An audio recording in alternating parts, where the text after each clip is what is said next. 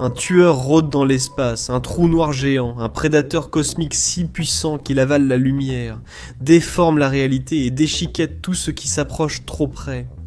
Et si l'un d'eux n'était pas caché dans une galaxie lointaine, mais surgissait ici, dans notre système solaire?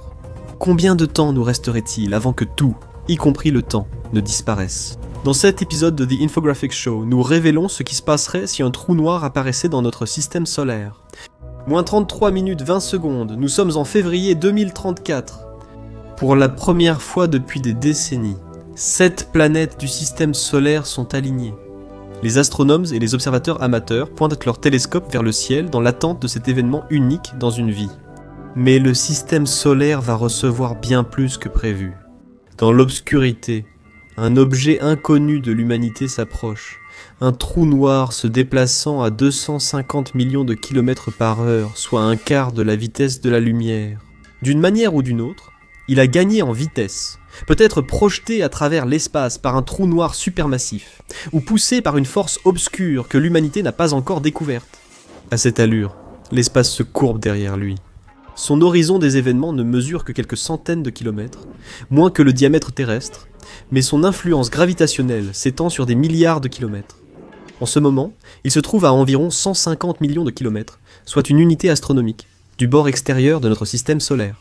En quelques minutes, il atteindra le nuage d'Oort, vaste coquille de comètes et d'astéroïdes entourant notre système solaire. Sa gravité va troubler les orbites du nuage d'Oort, éjectant des millions de comètes et d'astéroïdes. Certaines iront dans l'espace profond, d'autres vers le système solaire interne, dont la Terre.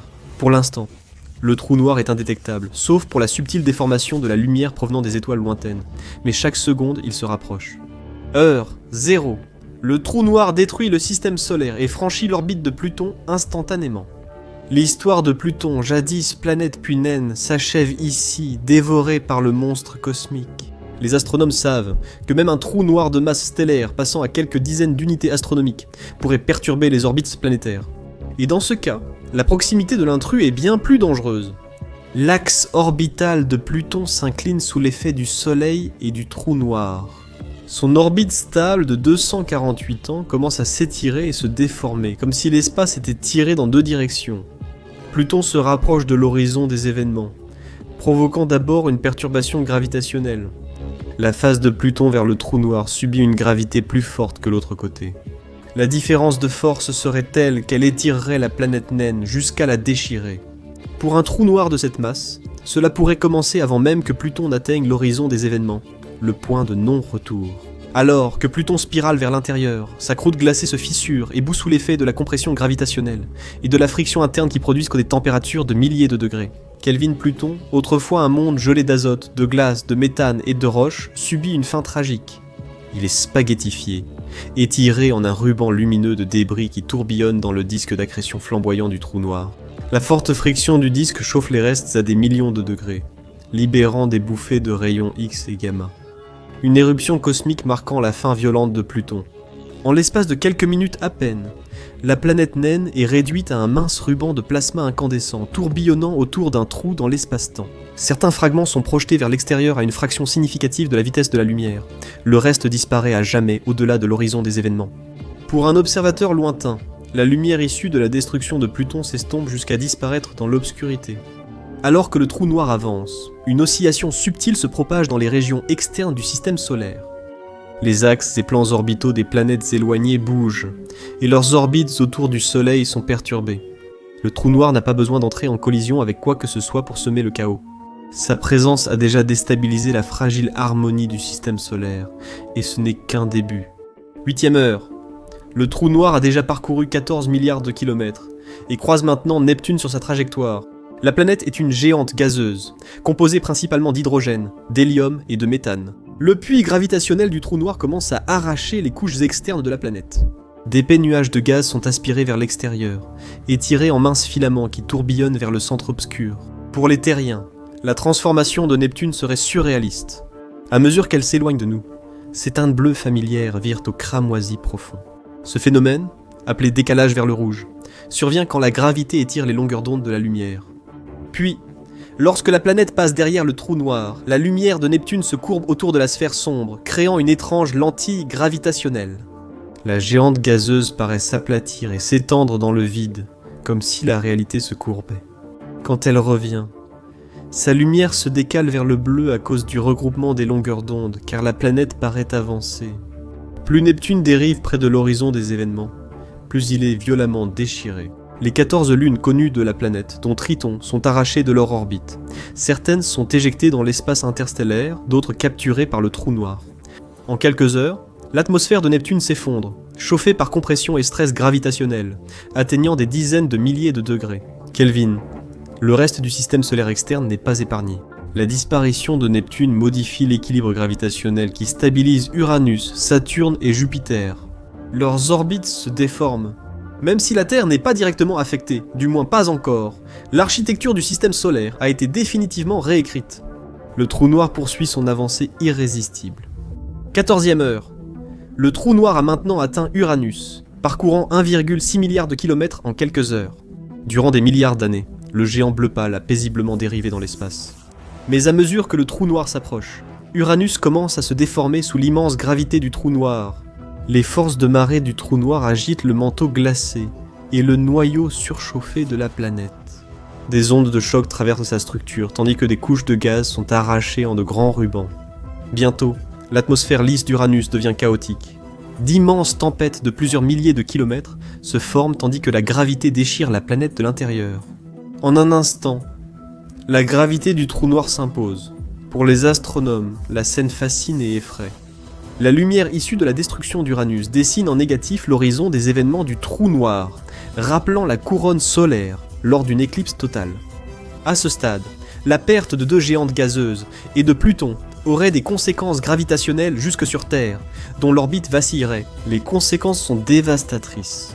Une faible variation de l'orbite terrestre pourrait modifier notre distance au Soleil, provoquant une ère glaciaire ou une hausse des températures jusqu'à l'extinction. Les saisons seraient déformées, les systèmes climatiques s'effondreraient, et la vie commencerait à disparaître par vagues. Heureusement, la Terre ne sera plus là pour le voir. Quand le trou noir dépasse Uranus, les étoiles derrière se courbent et s'étirent comme des reflets dans un miroir déformé. Tous les télescopes sur Terre se braquent sur la distorsion, essayant d'étudier ce qui est essentiellement la lente destruction du système solaire. Uranus a disparu, absorbé par la lumière et la gravité. Le trou noir s'enfonce toujours plus. Heure 26, le trou noir atteint Saturne. Ses anneaux entouraient la planète dans un équilibre parfait de glace, de poussière et de roches, jusqu'à maintenant. Alors que le trou noir approche, Saturne tremble. Le gradient gravitationnel entre les côtés proches et lointains de la planète devient immense. Le pôle du trou noir commence à déformer la forme de Saturne, l'étirant légèrement dans la direction du champ gravitationnel. Son atmosphère, faite d'hydrogène et d'hélium, s'agite violemment. Des tempêtes de la taille de continents déchirent les sommets des nuages, puis la véritable destruction commence. Les anneaux de Saturne, larges de près de 280 000 km, mais épais de seulement 10 mètres, seront les premiers à disparaître. Les particules de glace, qui forment les anneaux, ne sont maintenues que faiblement par la gravité. À mesure que la gravité du trou noir augmente, les particules sont arrachées de leur orbite. Les anneaux se défont, créant de longs arcs fantomatiques qui spiralent vers le trou noir. De loin, ils ressemblent à des fils d'argent enroulés autour d'une bobine. Pendant ce temps, l'influence du trou noir perturbe les orbites des 145 lunes connues de Saturne, y compris Titan, la 2e plus grande lune du système solaire. L'atmosphère dense de Titan, riche en azote, s'érode alors que l'orbite de la Lune se détériore. Les petites lunes sont entièrement arrachées. Certaines sont absorbées par le trou noir, d'autres éjectées vers Jupiter à grande vitesse. Alors que Saturne succombe, le reste du système solaire ressent le changement. La gravité du trou noir rivalise désormais avec celle du Soleil, l'orbite de Jupiter dérive, et la ceinture d'astéroïdes est violemment perturbée, projetant des fragments vers d'autres planètes. Pendant un bref et troublant instant, l'atmosphère de Saturne s'illumine alors que ses couches externes sont arrachées, formant une spirale de gaz lumineux avant d'être engloutie. Depuis la Terre, la lentille gravitationnelle du trou noir montre Saturne étiré et disparaissant, comme effacé en temps réel. Heure 28. Après 400 millions de miles parcourus, la plus grande planète du système solaire fait face à un géant bien plus imposant. Jupiter a une masse supérieure à celle de toutes les autres planètes réunies.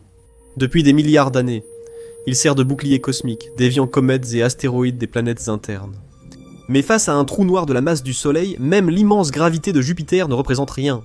Au début, le pôle du trou noir déforme subtilement le champ magnétique de Jupiter, qui est environ 20 000 fois plus puissant que celui de la Terre. Les lignes magnétiques se tordent et s'effondrent à mesure que le champ gravitationnel du trou noir commence à les dominer. Peu après, l'atmosphère dense de Jupiter se comprime et gonfle. D'immenses systèmes de tempêtes dont la grande tache rouge s'allongent et se fragmentent sous la contrainte. Contrairement à Uranus ou Neptune, Jupiter est une géante gazeuse d'une taille inégalée, avec un rayon d'environ 43 500 miles et un noyau potentiellement composé d'hydrogène métallique, une phase créée sous pression extrême. L'apparition du trou noir fait grimper la pression interne de Jupiter.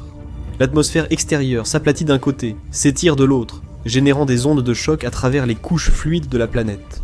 Les températures grimpent en flèche et le gaz commence à s'ioniser, brillant en bandes rouges et violettes. La planète commence à se désagréger de haut en bas.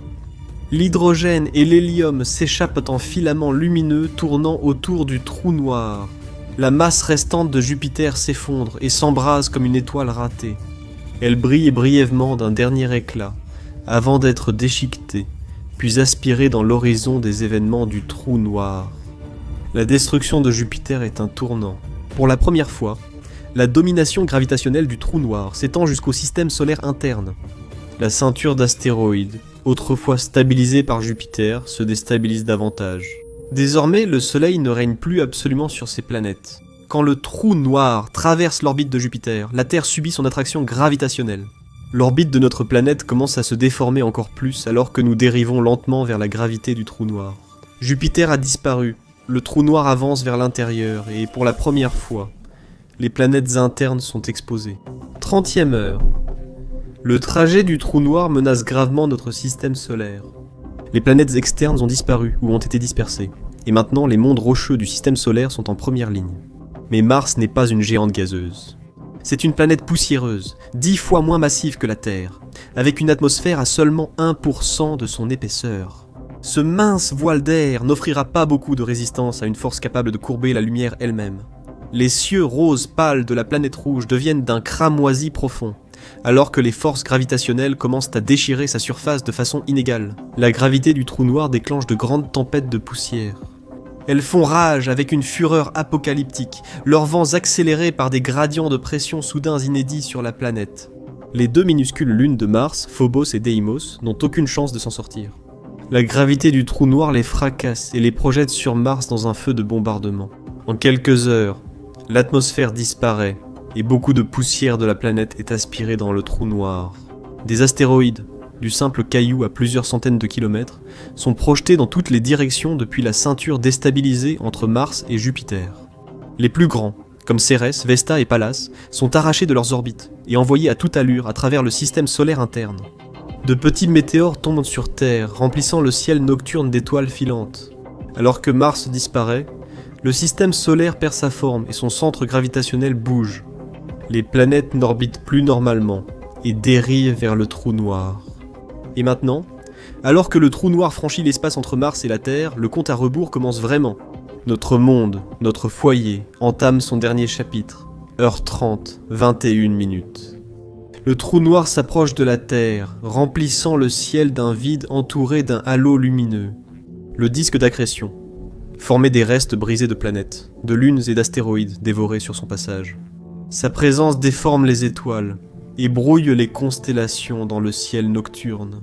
La Terre subit maintenant l'influence d'un objet à la gravité 100 fois plus puissante que celle du Soleil. Tout satellite, lune ou machine créée par l'homme en orbite terrestre finit par dériver vers la planète. La Station spatiale internationale, voyageant à plus de 27 000 km/h, est arrachée à l'orbite terrestre. Les astronautes observent impuissants leur maison s'éloigner, tandis que la Lune tremble dans son orbite. Normalement, elle fait le tour de la Terre, à une distance de 384 000 km, stabilisant nos marées et l'inclinaison de notre axe. La force gravitationnelle du trou noir dépasse largement tout ce que le système Terre-Lune a connu. L'orbite de la Lune s'allonge, s'étirant en une ellipse instable. Et puis, dans une violente lutte gravitationnelle, elle est complètement arrachée à la Terre. Pendant un bref instant, la Lune devient un satellite capturé par le trou noir.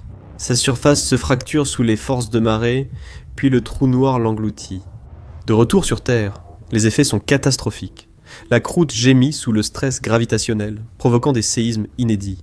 Des tsunamis de plusieurs centaines de mètres de haut traversent les océans à toute vitesse. Les marées montent sans contrôle, l'atmosphère se déforme. Des vents d'altitude fouettent la planète à des milliers de kilomètres à l'heure, arrachant la couche d'ozone et répandant de l'air surchauffé. Si l'humanité a d'une manière ou d'une autre survécu jusque-là, les derniers instants de la civilisation se déroulent sous un ciel qui défie toute logique. Le soleil n'est plus à sa place. À la place qu'au lieu de mimo de changeté, sa lumière se courbe autour du trou noir, créant deux mirages jumeaux. Jour et nuit n'ont plus de sens, la lumière se déforme, de manière imprévisible. L'humanité assiste à des horreurs impossibles, comme des bâtiments s'étirant vers le ciel ou le temps qui ralentit. Devant eux, l'obscurité totale de la singularité, où la lumière ne s'échappe pas. En essence, les lois mêmes de la physique semblent se désagréger. Bientôt, l'atmosphère se détache, attirée par la gravité du trou noir. Les couches supérieures sillonnent et brillent faiblement, en tourbillonnant vers l'extérieur.